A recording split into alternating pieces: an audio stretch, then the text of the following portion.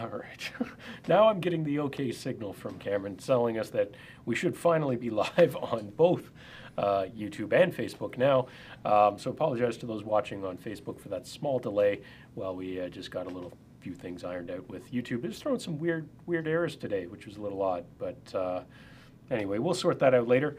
Again, welcome everyone, live at Epiphan every Thursday at 3 o'clock. We're here to discuss various different topics that revolve around the world of live streaming. And today we have a great topic to talk about, a very popular topic, and that is talking about live streaming church services and other related activities. And we have some fantastic guests that we're going to bring on in a moment and talk about all of those different pieces, what that entails and what you might want to do and look for. We have another great piece of kit here that we're going to go through a little bit of. But first, we'll cover some of the news. Of course, say hi in the chat, and you know, I'm always looking for those questions as we go through with today's topic. So I can see Stefan in there, Ron Hoffman in there, Faithful Mess. Appreciate everyone being there. Tim, see you in there as well. So that's great. And first, of course, we want to remind people about our 100th episode contest coming up. That's our contest where we'll be giving away a trip to either NAB in Las Vegas or IBC in Amsterdam later in the year. So if you haven't had a chance to submit to that contest, please do so. You can go to epiphan.com. There's banners for jumping in that contest. We'll make sure we'll put links in the chat as well so that you can get all of that. So please, if you have any interest in going to one of those shows, or even just for fun, submitting a short video to that contest, we'll be picking some winners in the not too distant future on our 100th episode. This is episode 97, so we're very, very close to that. So please get those entries in, and we'll be checking those out pretty soon. We've also got a link up on our website if you're interested. We also have a link up on our website if you're interested in getting tickets to ISE. Yes. Please check out the link in the chat too. We'll be posting that in a minute, and you get a free pass to the floor as a guest. Yeah. So that one, we're not going to pay for your airfare and hotel like we will for the contest, but if you are going to be attending ISE, which is next week, I'm leaving on Saturday to get ready for the show, but then next week we will be in Amsterdam for ISE, and if you're interested, let us know, and we can give you a code to get a free pass for entry to that show. Of course, we will be there, so we'll have a booth with all of our gear set up, and we'll be happy to talk to you about all things live streaming recording and how Epiphan products can help you with that. So anyone venturing out that way, we look forward to speaking with you there. I guess some of the other stuff, I mean, that's really the news, I think, this week. I mean, we've been so busy this week getting ready for next week that haven't really had much time to kind of dig into any sort of fun little tidbits or anything like that. But I know there is some stuff coming up that we'll have in some future shows. And of course, trade shows always bring out some cool news as well. So I'm looking forward to what I learn next week, be able to share that with you guys on following episodes. And we are playing with the idea of potentially bringing some footage from ISE next week. Yeah. We might do the live show from ISE next week. We're still kind of figuring out some details and seeing what our comfort level is on that. Yeah. Because it is a remote event. We will be traveling with a wireless hotspot, an LTE hotspot, but it's just a matter of figuring out the logistics. Yeah, one of the challenges we always run into when we try to do the live show from a distant land is time difference, because we always go live at 3 o'clock Eastern, which means it'd be 9 o'clock at night in Europe, and that's always a bit of a challenge. And so those of you who are in Europe who join us every show, we really appreciate it. And I know it's not early for you, so great for joining us. Craig, I see you're in there. Let's see. Yeah, so everyone's saying hi in there. That's fantastic. And yes, some people observing, yes, there's only me today, and Cameron playing producer and guest behind the scenes every now and then to chime in. But our real guest... I get to control what my pop-up is. Exactly. Our regular producer this week is under the weather, so this is our backup plan. But sorry, George, I totally stepped on you. Let's introduce our guests. No problem. Yeah, so our real guests, not Cameron, our real guests this week are Phil and Steve from streamingchurch.tv. So we'll bring them in now. Welcome, guys. Thanks, George. Thanks, Cameron. Nice to be here. Yeah. It's great to be here. We really appreciate the invitation. You're very welcome. And not long ago, I was a guest on your podcast, which was a great experience. And so really appreciate you guys returning the favor and joining us for one of our shows. And I guess recently we've worked together, Epiphan and Streaming Church, to create some direct integration with the Webcaster X2 and the Streaming Church platform. And that was one of the big reasons we wanted to talk to you guys, is all of the things that has I guess, involved and what the benefits are to your customers, our customers, and potential customers of both. So I had a list of questions that we're going to get to, but maybe first I will open it up to you guys to introduce yourselves and introduce Streaming Church. All right, well, I'll go first. I am Steve Lacey. I'm the CEO and founder of Streaming Church. I'm Phil Thompson. I work with customer support. And I've been working with Steve for probably about 10 years, although I've known Steve for a lot longer than that, probably over 20 years. And I've watched the company that I think started in 2001 just develop and grow. And it's exciting to be able to help churches and ministries. Perfect. I'm just going to, so I'm just, a few people in chat saying the guest audio is a little low. So I'm just getting our expert here to try and correct for that. So, definitely sounds a lot louder for me now, so in my monitor. So anyway, I can start screaming if you want. Yeah, no, we should be good. If anything, that might have been peaking a little bit, but we'll continue here and hopefully we'll work that out as we go through. So I guess some of the things, you mentioned Streaming Church has been around for a little while. How did it get started, and what was the driving factor between wanting to start a specific platform for this type of use, I suppose? So the original product started back in 2001, as Phil talked about. So actually, we didn't have the Streaming Church product, but we had another cloud-based product that we were providing to churches. So about 10 years ago, we introduced the StreamingChurch.tv product. And it started with recording services at my home church. So streaming was just coming onto the scene, and we wanted to, extend our reach into the community and provide another campus for those attending online. Right. And of course, in the past decade, that's really changed a lot.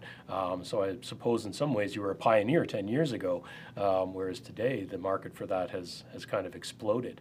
I guess, what do you typically see now from churches that are starting out in streaming, and what are they looking for, and what are some of the reasons that they want to get into live streaming? Has that changed at all, or is it still sort of a similar environment to it was 10 years ago for yourself?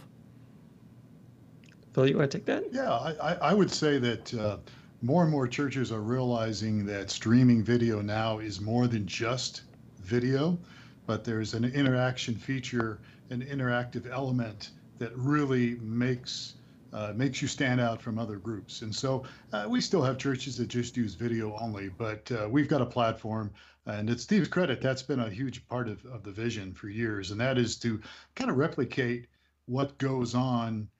Somebody walks in your church facility, your ministry, they're greeted by somebody, probably, hopefully.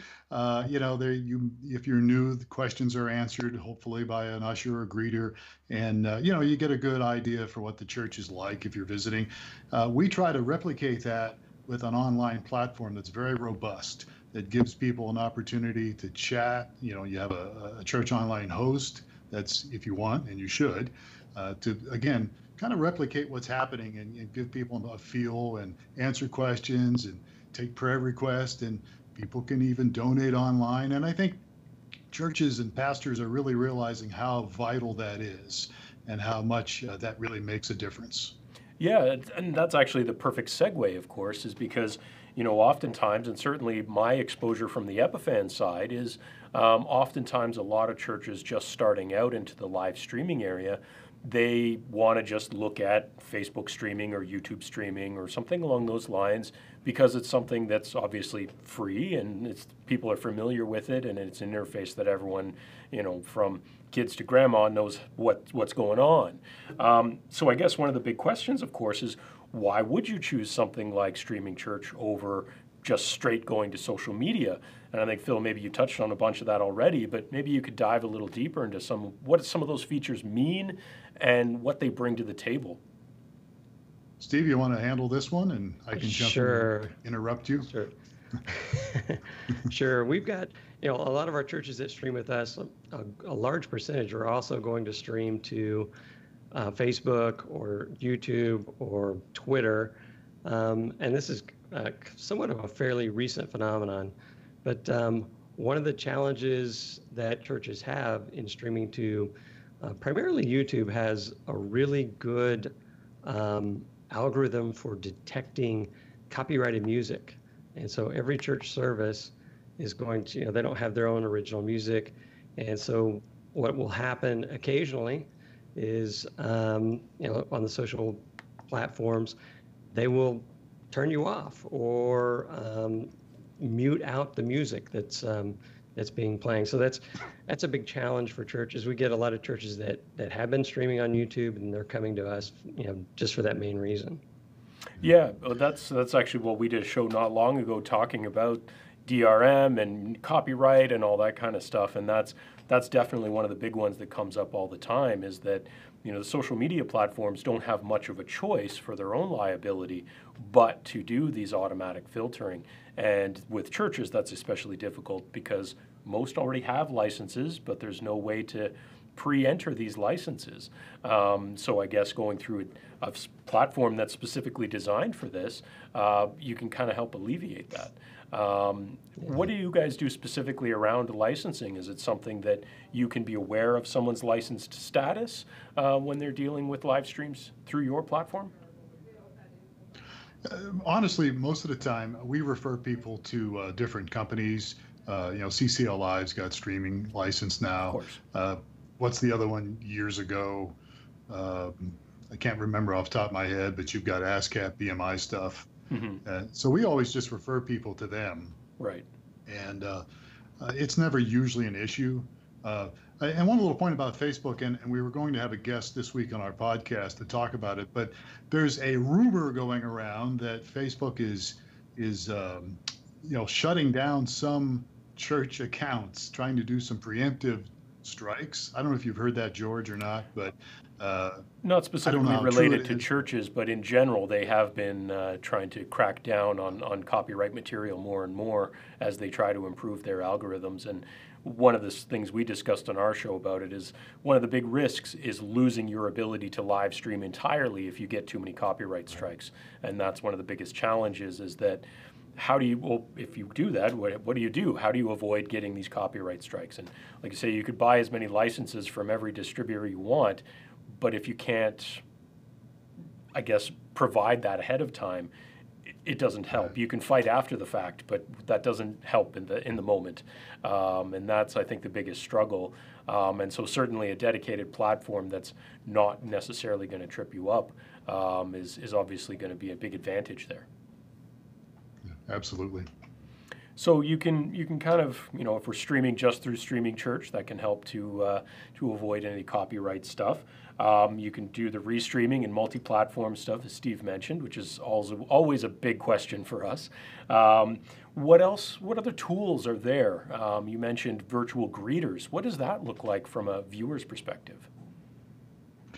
Well, when a person logs into the chat platform, a church online greeter, if hopefully the church has designated somebody to do this, they can greet that person. They can be available to answer any questions.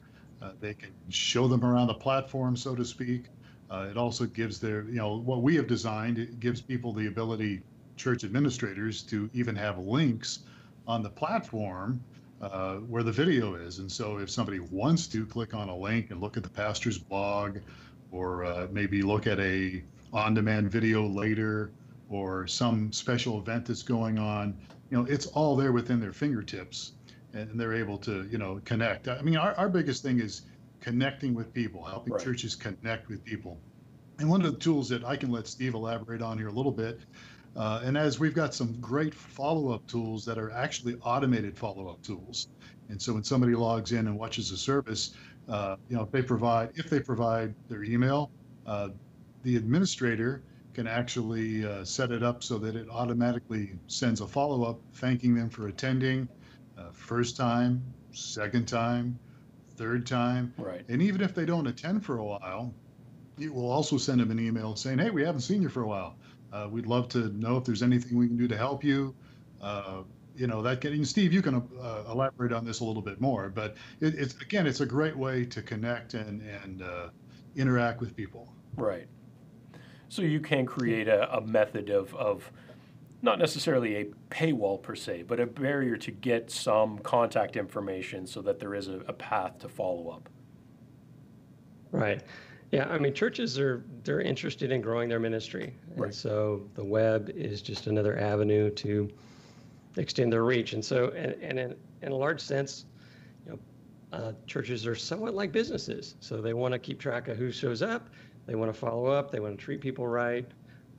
So we've built some tools in there so that as people arrive and visit, you have a way to contact them and thank them for showing up. Absolutely, and of course, I think it's one also, of the things that makes us unique. Yeah, Sorry, and it's George, I'm also stepping on you. about the community and everything else, and having those ties is what always gets broken when you do it virtually, of course, as opposed to seeing the same people in a physical church week after week, and that definitely makes a big difference. So you mentioned methods of doing donations. Obviously, that can always be important for any charity as well. So is that just a pretty typical, button in the interface kind of thing that links you through to PayPal, that sort of setup? Yeah, that's it for the most part. And one of the things I want to stress too, and that Steve and I have a lot of experience in church work and ministry. I'm actually an ordained pastor and been doing it for a long time, longer than I care to admit. And Steve has been doing it a long time, working with boards and volunteers as well. And so we feel like we've got a good handle, a good feel for what pastors and administrators are looking for. And so, donation is very important. And you had mentioned just something earlier about a paywall. Yeah. Most churches don't have that, but we do provide that as a tool. If you want to have special seminars, special events where, you want to have that option, we certainly make that available. Yeah, I grew up in a church where they, outside of the normal Sunday service and that sort of thing, they often hosted professional concerts with orchestras and things like that. And in today's context, that's the sort of thing where you might still live stream on the church page or whatever, but you could put a paywall in front of it since that is a different type of event. And having that infrastructure can definitely be a big benefit for those sorts of events, whether it's in the form of a mandatory donation or otherwise. It certainly can help to bring in some of that revenue to hopefully grow production values initially. I think is one of the big things with live streaming is anything you can get initially, hopefully you reinvest it and improve everything over time. Absolutely. So we did have a couple of other things here on my list of questions. We've kind of gone through a lot of them already. But coming back to working with Epiphan and streaming church with the Webcaster, why is the Webcaster X2 such a natural fit for streaming church? And how did that sort of all come to pass from your perspective? So I'm not sure who discovered who. I think you may have discovered us, or we discovered you. I don't remember, but we learned about the product, the Webcaster X2, it fit a great niche for us. So number one, it's really simple. So one of the things that's really intimidating for churches that are just getting into streaming is, oh, I've got software I got to figure out and systems I got to understand. And the Webcaster just makes things really simple. You plug a camera in, connect the Webfan to your internet, and then it's a real simple API interface that we have on our admin panel, and you just hit the start streaming button. Right. Yeah, and funny enough, I mean, that's exactly what we found after we launched the Webcaster, and very quickly, one of the biggest markets was churches. Yeah, it obviously was a natural fit for us from our side, that being such a large market already for that product. And I think, yeah, it speaks to exactly that. It's the simplicity of it. You're running sometimes with volunteers. You're not running with paid, trained professionals a lot of times. And making things as simple and as easy as possible is definitely a big benefit. Yeah, and the nice thing about it too, George, is as you obviously know, but some of the viewers may not know. I mean, this is my iPhone, but it's about the size of a phone, and Yeah. so it doesn't take up a lot of space. Anybody that's worked with churches and stuff knows that in the back where the sound booth is, mixing board, and maybe another computer, it's usually pretty tight in there. And so having a piece of hardware that's small, compact, easy to use, just makes a big difference Yeah, it's when you're strange. trying to work back there. Churches weren't designed for this for some reason. I don't. It's, And yeah, so yeah, they're not set up as a studio. It's yeah, you kind of have to leverage it in wherever it'll fit. So yeah, definitely the size it really helps. The other thing I wanted to cover with you guys was a while ago I had asked you guys to send us some of your brochures that we would be able to share with some of our people who visit our booths at trade shows and things like that. And you guys sent us this great little piece, which as soon as I took it out of the package, I couldn't help but smile. I thought it was actually a fantastic and really brilliant way of conveying, honestly, probably the same messages that I think I hammer on every week on this show. And so reading it was kind of hilarious to me because the format of it obviously is appropriate, but it's the same basic points. So what you have here is the 10 commandments of streaming video. And I thought that was a really great way of not only just giving out, obviously, a piece of marketing, but kind of trying to make your support job easier right from the get-go, and kind of doing a little bit tongue-in-cheek as well. One little note here, George, that Steve literally came down the mountain holding this. Holding a couple with iPads. An iPad and a tablet in the other end. Yeah, so I wanted to talk to you a little bit about this because, again, I think it's really great. Steve, was this your idea? Did you come up with this?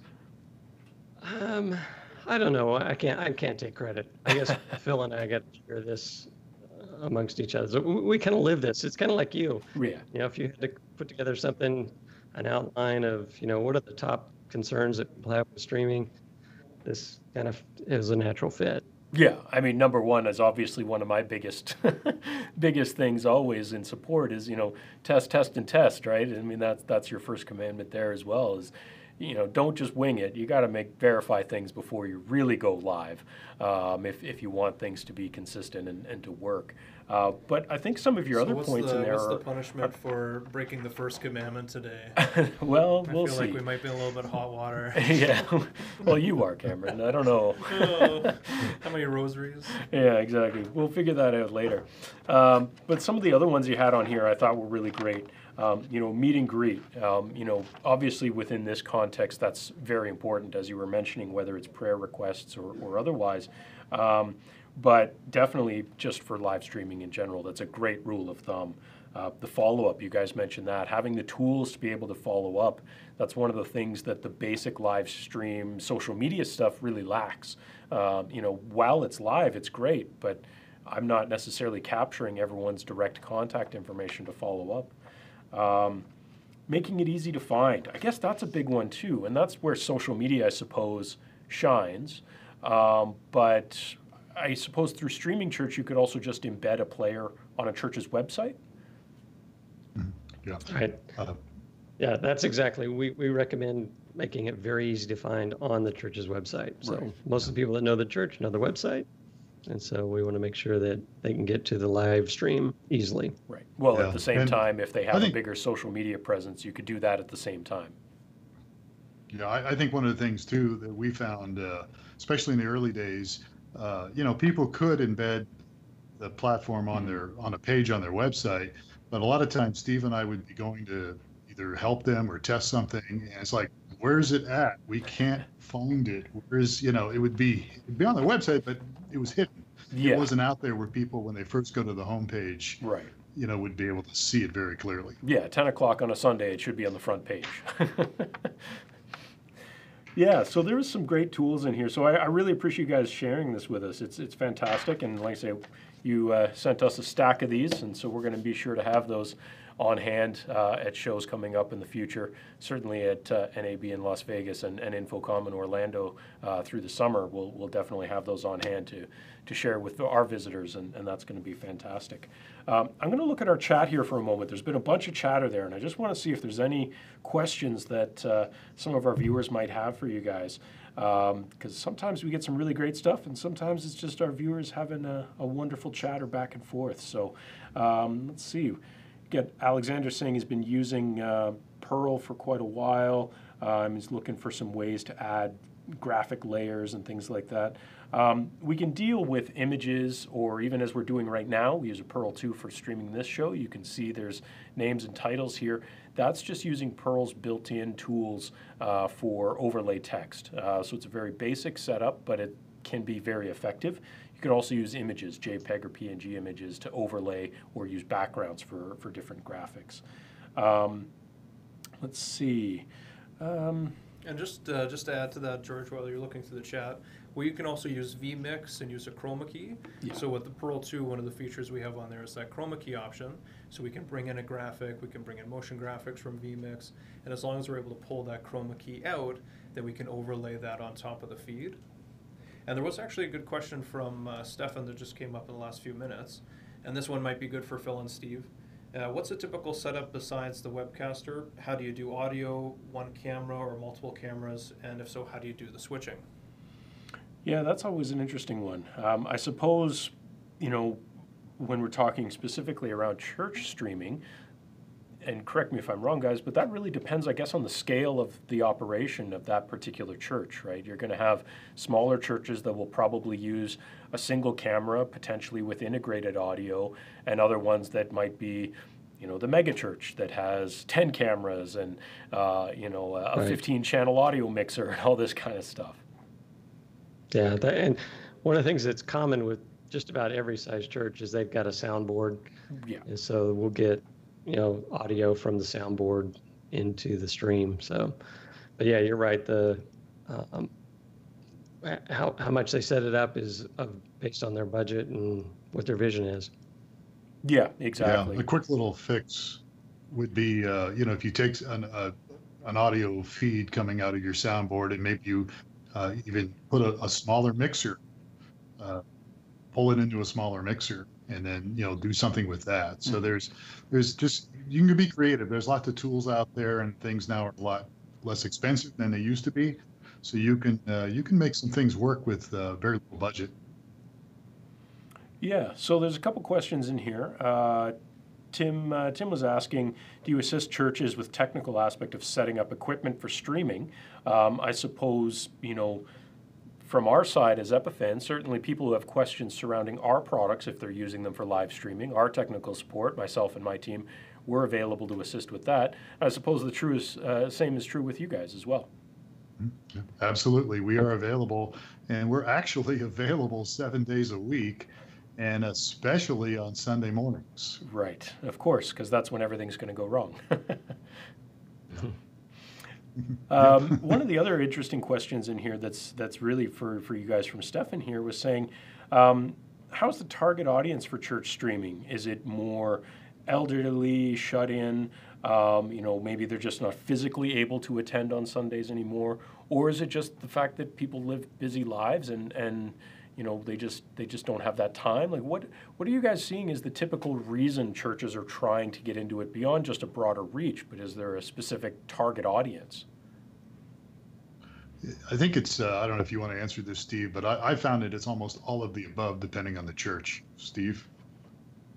Yeah, I agree. I mean, initially people think that, oh, it's for the shut-ins, and, you know, that's what we're doing this for, but we found that people that are streaming their services, it makes it really easy for people that go to the church to invite friends. Mm-hmm. And so it's another vehicle to expose your church to people without having to actually walk through the door. Yeah, well, it's funny enough. You know, again, growing up, you know, my parents were always involved in a lot of aspects of the church, and one of the things that they always mentioned to us all the time was, if you move to a new city or you move to a new area, go church shopping. You know, go try a bunch of different churches, figure out which one's going to fit you and your needs the best. Which community do you find the most comfortable? And I think streaming can give you another tool to do that. If there's 5 churches in the particular city, they're all doing live streams, you could tune into them on a Sunday and see which one really fits with your needs. And maybe that saves time. You could do it in one day instead of 5 different weeks, I suppose, and really figure that exactly. out. And hopefully maybe physically attend after that point. So Stefan had a follow-up here to the audio question that Cameron mentioned earlier. How do you get audio from the mixer into something like the webcaster? Well, there's a few ways you could do that, Stefan. You could bring it in through the camera if the camera has an audio input on it that'll then embed it on HDMI. That's one of the very common ways we see it. The other way is there are lots of USB adapters on the market that could work with the webcaster USB input as well. So whether it's the cheap little one, I think that's been shared in our chat numerous times, there's this little Sabrent one you can get on Amazon for like $7. That's a USB to 3.5 mil analog adapter. There's some audio mixers that have USB outs that'll work directly into a webcaster as well, small 4-channel mixers and things like that. So there's lots of ways to bring it in. It just depends on what tools you have on hand and what's going to fit the best setup. So Aaron had a question here. I attend a church in Jacksonville, Florida, work with streaming. They use a Blackmagic ATEM switcher. I'm sorry. And you're streaming into vMix and using StreamSpot to host on a website. Yeah, and that's honestly, Aaron, that's a fairly common setup that we hear.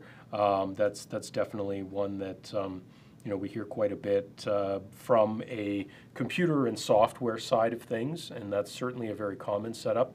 One thing that we often hear, though, is a lot more people are starting to look at ways of using dedicated hardware appliances like our own, like the Webcaster or the Pearl Mini or the Pearl 2, because sometimes all those different moving pieces funneled into a laptop running software, sometimes the weakest point of the chain is often the software in the laptop. You get a Windows update in the middle of your service or something like that, and everything goes down.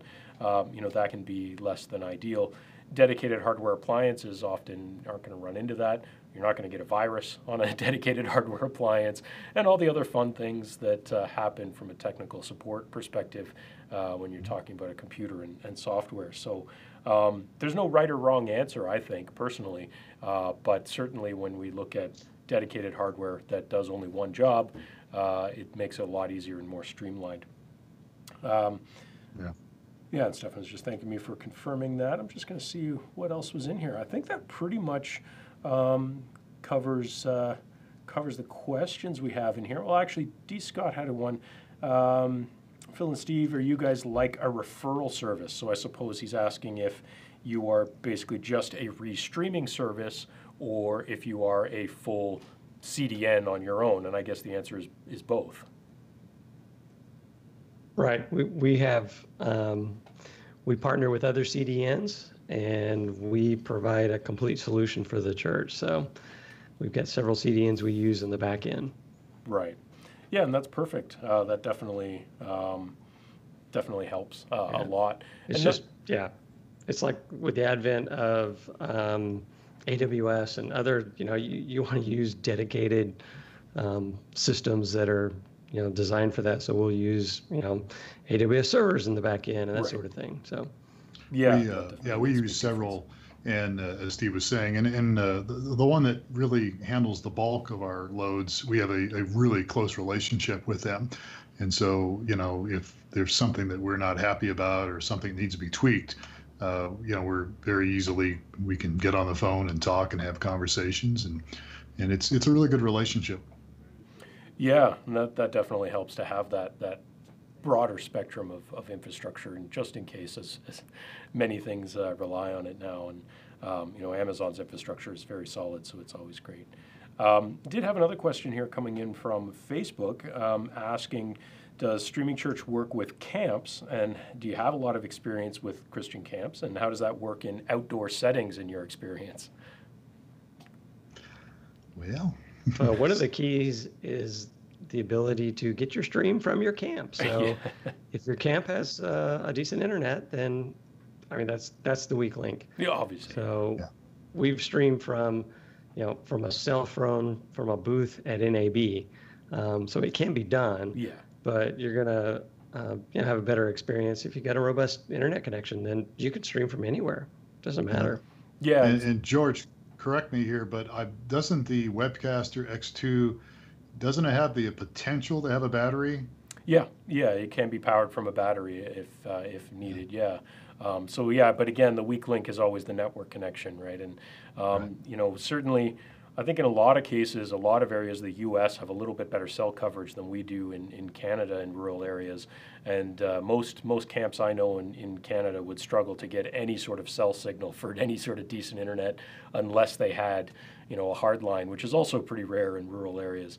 But I'm sure there's definitely areas in the U.S. that are the same story, and that's always the biggest challenge. But is that an area that you see that's growing outside of, I guess, the traditional Sunday church thing, but also other ministries like camps? I'm not sure about that. I would be concerned about the bears, but I digress from that a little bit. I think there's always been that retreat deal, right.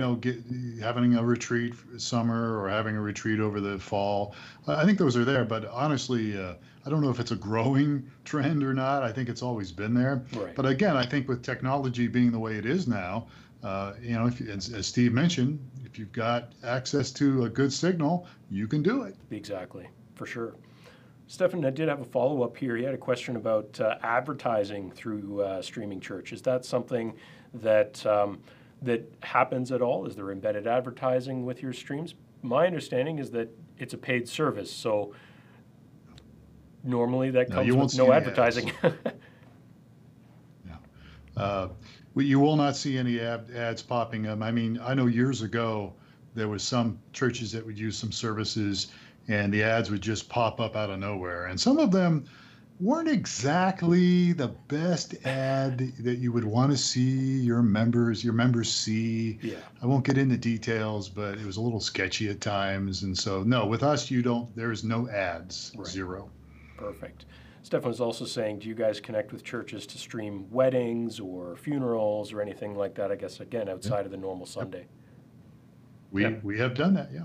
Yeah. I mean, the churches, they can stream, Sunday school or midweek classes, or they're doing everything. Weddings, funerals. Funerals are really big because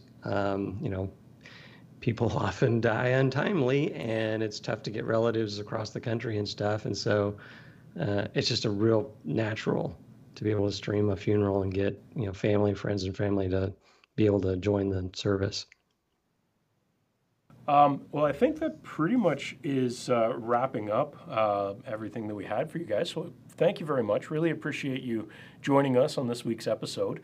And to all of our viewers, definitely check out streamingchurch.tv if you're in that market and are looking for a dedicated platform that does things correctly to help out, get those streams out there.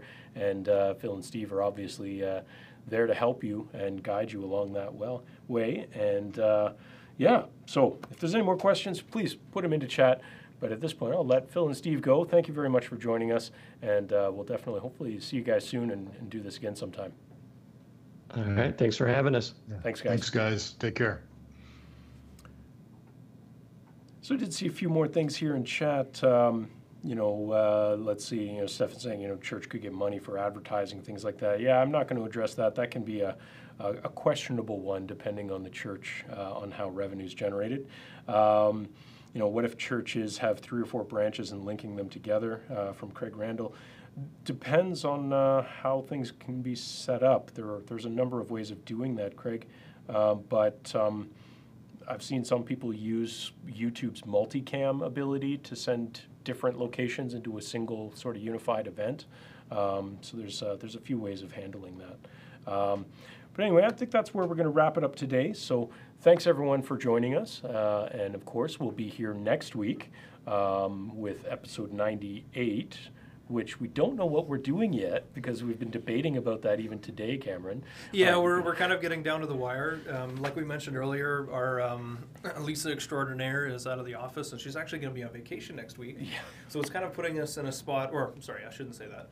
Lisa isn't putting us in this spot. But No. we have a few pieces in place. We do lead up promotions. We send out an email. We also have a blog post. So we're right at that moment where we have to decide if we're going to be doing it from ISC or if we're going to do it from the Ottawa office here. Yeah, So I think probably we're going to lean towards doing the Ottawa show, and then we'll we'll potentially continue do to like argue. highlights from ISC. I know George is keen on it, and George's confidence makes me more confident about it. Well, I So- enjoy doing the remote ones. They're kind of fun. So Well, and I think we'll I think it's really cool, and Stefan was kind of calling us out on that on the chat, saying like, "Well, I watch your show at 9 o'clock at night. Why can't Exactly. you do the show at 10?" But if you guys remember the Swedish show, things can go wrong at 9 o'clock at night when you're trying to host a show. So Things can you go know, wrong at any time That's of the day. true. It's not That's true. limited to. People can forget to start YouTube properly. That's what all I'm gonna do the next 2 days. You're just gonna see Practice. events Yeah, coming yeah. up on our YouTube channel. But as because of I that, get we don't know our done. subject next week. But it's probably going to involve ISE at some point and all the things that we're learning there. That'll be the second to last day of ISE next week. So we should have some good info for everyone. And then, of course, after that, we'll have another show. And then our 100th, where we will reveal the winner of this contest. So you still have a couple weeks to get your contest entries in and potentially win that trip to NAB or IBC. So please submit those things, and we'd love to see them. We've been looking at some ones, having some good time looking at some of the existing entries.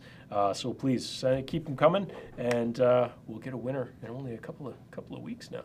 Yeah, totally. We've had a few great entries come in, but please send in your videos. It doesn't have to be elaborate. We just want to hear from you, and we want you to tell us why going to one of these events would take your video production to the next level.